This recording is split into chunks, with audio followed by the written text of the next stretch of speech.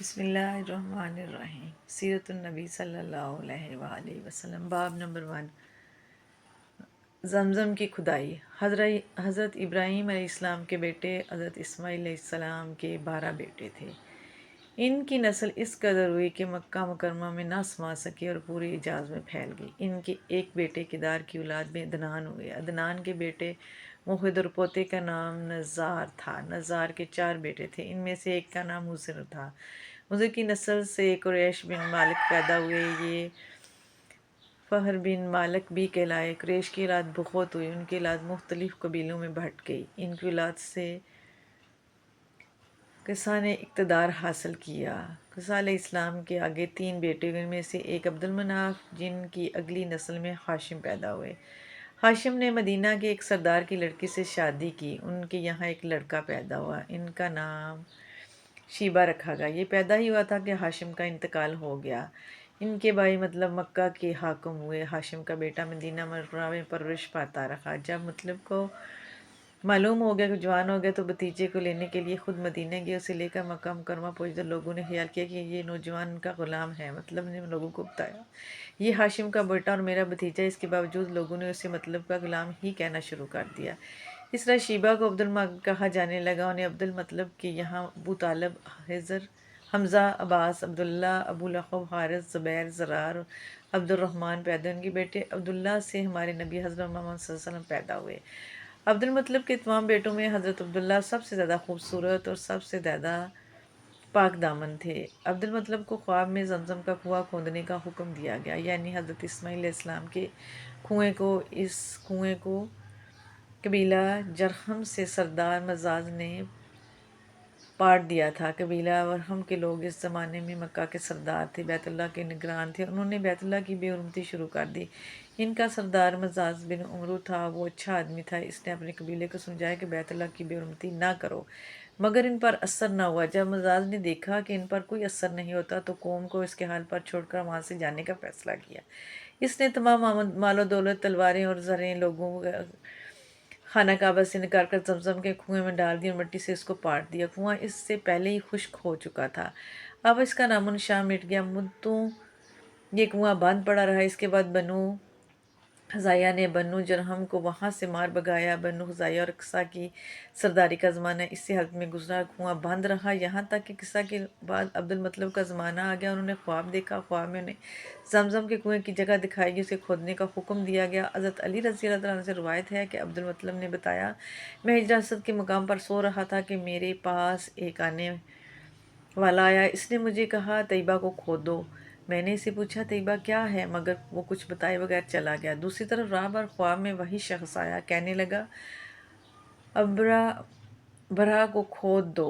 میں نے پوچھا برہ کیا ہے، وہ کچھ بتائے بغیر چلا گیا۔ تیسری رات میں اپنے بستر پر سو رہا تھا کہ پھر وہ شخص خواب میں آیا، اس نے کہا مظنونہ کھود دو۔ میں نے پوچھا مظنونہ کیا ہے، وہ بتائے بغیر چلا گیا۔ اس سے اگلی رات پھر بستر پر سو رہا تھا کہ وہی شخص پھر آیا اور بولا زمزم کھود دو۔ میں نے اس سے پوچھا زمزم کیا ہے، اس بار اس نے کہا زمزم وہ ہے جس کا پانی کبھی ختم نہیں ہوتا، جو حاجیوں کے بڑے بڑے مجموعوں کو سیراب کرتا ہے۔ عبد المطلب کہتے ہیں میں نے اس سے پوچھا یہ کنواں کس جگہ ہے، اس نے بتایا جہاں گندگی اور خون پڑا ہے اور کوا ٹھونگے مار رہا ہے۔ دوسرے دن عبد المطلب اپنے بیٹے حارث کے ساتھ وہاں گئے۔ اس وقت ان کے یہاں یہی ایک لڑکا تھا، اور انہوں نے دیکھا وہاں گندگی اور خون پڑا ہے، وہ ایک کنواں ٹونگے مار رہا تھا۔ اس جگہ کے دونوں طرف بت موجود تھے، اور یہ گندگی خون دراصل ان بتوں پر قربان کیے جانے والے جانوروں کا تھا۔ پوری نشانی مل گئی تو عبد المطلب گدھال لے اور کھدائی کے لیے تیار ہو گئے، لیکن اس وقت قریش وہاں آ پہنچے۔ انہوں نے کہا اللہ کی قسم ہم یہاں تمہیں کھدائی نہیں کرنے دیں گے، تم ہمارے ان دونوں بتوں کے درمیان کنواں کھودنا چاہتے ہو جہاں ہم ان کے لیے قربانیاں کرتے ہیں۔ عبد المطلب ان کی بات سن کر اپنے بیٹے حارث سے کہا تم ان لوگوں کو میرے قریب نہ آنے دو، میں کھدائی کا کام کرتا رہوں گا، اس لیے مجھے جس کام کا حکم دیا گیا میں اس کو ضرور پورا کروں گا۔ قریش نے جب دیکھا کہ وہ باز آنے والے نہیں تو رک گئے، آخر انہوں نے کھدائی شروع کر دی۔ جلد ہی کنویں کے آثار نظر آنے لگے۔ یہ دیکھ کر انہوں نے اللہ اکبر کا نعرہ لگایا اور پکار اٹھے، یہ دیکھو، یہ اسماعیل علیہ السلام کی تعمیر ہے۔ جب قریش نے یہ دیکھا کہ انہوں نے کنواں تلاش کر لیا تو ان کے پاس آ گئے اور کہنے لگے، عبد المطلب، خدا کی قسم، یہ ہمارے باپ اسماعیل علیہ السلام کا کنواں ہے اور اس پر ہمارا بھی حق ہے، اس لیے ہم اس میں شریک ہوں گے۔ یہ سن کر عبد المطلب نے کہا، میں تمہیں اس میں شریک نہیں کر سکتا تھا، یہ مجھ اکیلے کا کام ہے۔ اس پر قریش نے کہا، تب پھر اس معاملے میں ہم تم سے جھگڑا کریں گے۔ عبد المطلب بولے، کسی سے فیصلہ کروا لو۔ انہوں نے بنی سعد ابن عظیم کہنہ سے فیصلہ کرانا منظور کیا۔ یہ کہنہ ملک شام کے بلائی علاقے میں رہتی تھی۔ آخر عبد المطلب اور دوسرے قریش اس کی طرف روانہ ہوئے۔